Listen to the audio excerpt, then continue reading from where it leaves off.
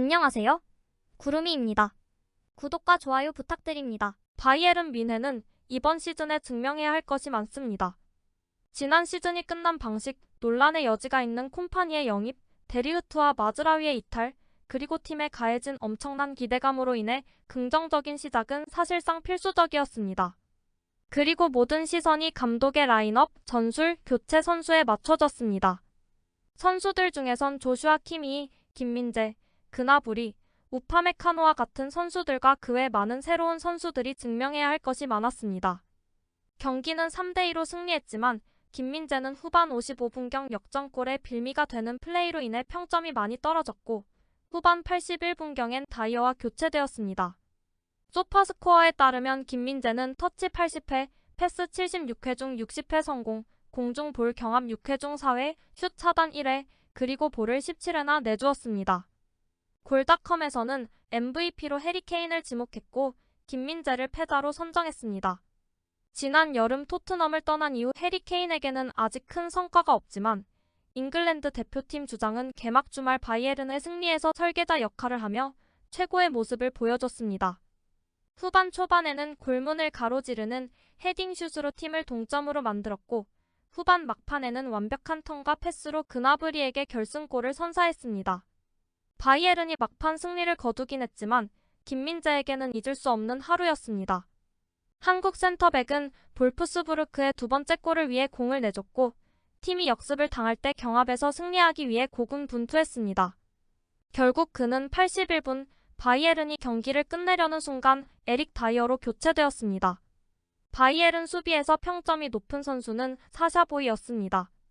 부상으로 얼룩진 전반기를 보낸 보이는 마치 새로 영입한 선수처럼 활약했습니다. 바이올린처럼 잘 어울리는 이 프랑스 선수는 오른쪽 측면에서 많은 스피드를 제공했고 자말 무시알라의 골을 만드는데 적극적이었습니다. 전반전은 훌륭했지만 휴식 시간 직후 토마스와의 경합에서 매우 성급한 반칙으로 페널티킥을 허용했고 마예르가 침착하게 성공시켜 1대1을 만들며 아쉬움을 남겼습니다. 이 캐나다 선수는 라파엘 게레이로를 대신해 선발 11명의 이름을 올린 것이 다소 의외였습니다. 보이와는 달리 페이스는 훨씬 떨어졌지만 수비적으로 훨씬 더 안정적이었습니다. 캐나다 선수는 원하는 연봉 인상을 위해 입찰에 참여하지 않았습니다. 훨씬 더 일관성 있는 센터백이지만 이 경기에서 큰 찬사를 받지 못했습니다. 몇 번의 실수로 볼프스부르크에게 큰 기회를 내줬고 우파메카노는 새 시즌 시작과 함께 FC 바이에른의 골칫거리로 남았습니다. 이토의 부상과 마티스 데리흐트의 이탈로 인해 선발 11명에서 흔들리는 후보는 아니지만 경기장에서 더욱 불안한 모습을 보였습니다. 전반에만 12개의 볼을 빼앗겼고 전반 8분 우파메카노에게 패스한 것과 같은 거친 패스도 있었습니다.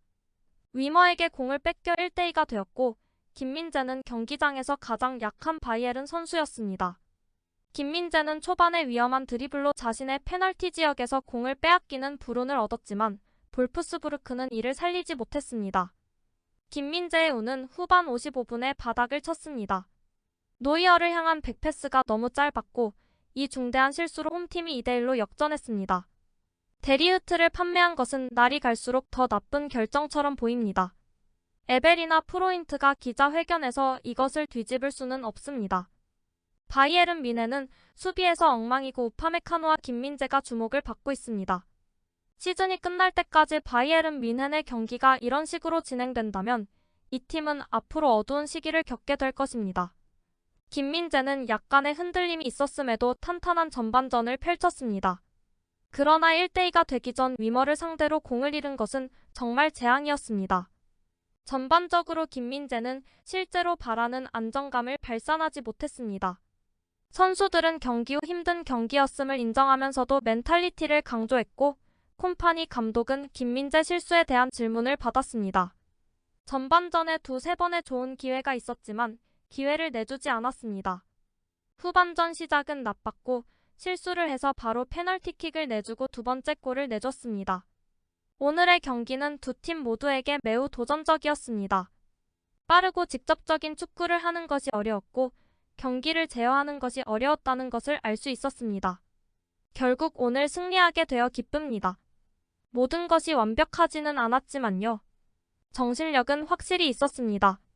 코치는 무언가를 바꾸고 싶어 했습니다. 하지만 토마스가 종이를 어디에 두었는지 보셨나요? 저는 그것을 만지고 싶지 않았습니다. 힘든 경기였습니다. 우리는 반격해서 2대1로 뒤진 상황에서 역전했습니다. 항상 사기를 북돋우는데 도움이 됩니다. 후반전 몇 초 만에 실점했고 그 다음 두 번째 실점에서 경기가 어려워졌습니다. 결국 우리는 스스로에게 보상하고 승리했습니다. 저는 분데스리가 감독으로서 첫 경기를 즐겼습니다. 우리는 전반전에 우세했고 어떤 찬스도 허용하지 않았습니다. 후반전 시작은 좋지 않았습니다. 우리는 두 번이나 실점했지만 결국 멘탈리티가 좋았고 그래서 경기에서 이겼습니다. 저는 축구를 오래 했고 경기에서는 질 수도 비길 수도 있다는 걸 압니다. 우리가 이겼다는 사실은 모든 것이 완벽하지는 않았지만 멘탈리티가 거기에 있었다는 것을 보여줍니다. 솔직히 말해서요. 우리 팀의 정신력은 대단했어요. 민재 선수의 실수보다는 반응에 대해 이야기하고 싶어요. 모두의 반응이 좋았어요. 게임에 들어가기 전에 분명 계획이 있을 것입니다. 하지만 상대팀은 적응하고 계획을 방해하기 위해 변화를 주죠. 전반전에 1위 골을 더 넣었어야 했다는 점을 제외하면 전반전은 정말 만족스러웠어요.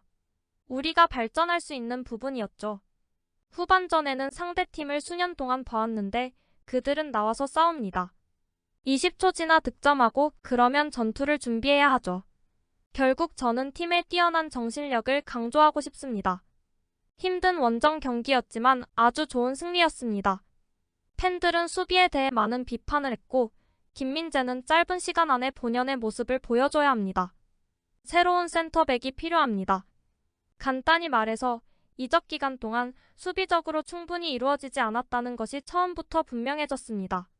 고레츠카와 다이어를 센터백 포지션에 기용하는 게 좋을 것 같아요. 데이비스를 후보군으로 옮기고 아즈누도 뛰게 해주세요. 수비는 포워드 라인에서 시작됩니다. 포워드와 미드필더가 수비를 제대로 하지 않고 수비수에게만 맡기면 경기는 이렇게 끝납니다. 그러면 수비수들은 늙어 보일 수밖에 없습니다. 김민재가 이적 불가라면 2군으로 이동해야 합니다. 전반전은 괜찮았고 후반전은 챔스 패배를 상기시킵니다. 즉시 수비를 추가해야 하며 팀은 아마도 타를 영입하지 않을 것이지만 만약 영입한다면 비싸게 영입될 것입니다. 타가 우리에게 정말 도움이 될지 여부도 의문이지만 그는 절대적인 꿈의 센터백인 두 사람보다는 확실히 더 안정적입니다. 우파와 김민재는 더블 세일로 데리흐트보다 더 많은 것을 얻고 연봉을 2배로 절약했을 것입니다. 저는 경기를 너무 기대했고 진짜 기적을 바랐습니다. 정신이 번쩍 듭니다. 한 경기를 치르고 나니 지난 시즌으로 돌아간 느낌입니다. 김민재와 우파는 두 다리로 안전을 위협하고 보이는 수비적으로 회복할 수 없습니다. 데이비스는 아웃입니다. 이제 키미를 오른쪽 뒤로 옮기고 두 광대 중 한 명으로 다이어를 데려와야 합니다. 그리고 데이비스 대신 게레이로나 아즈누를 넣어야 합니다. 구독과 좋아요는 제작하는데 큰 힘이 됩니다. 감사합니다. 다음에 또 보아요.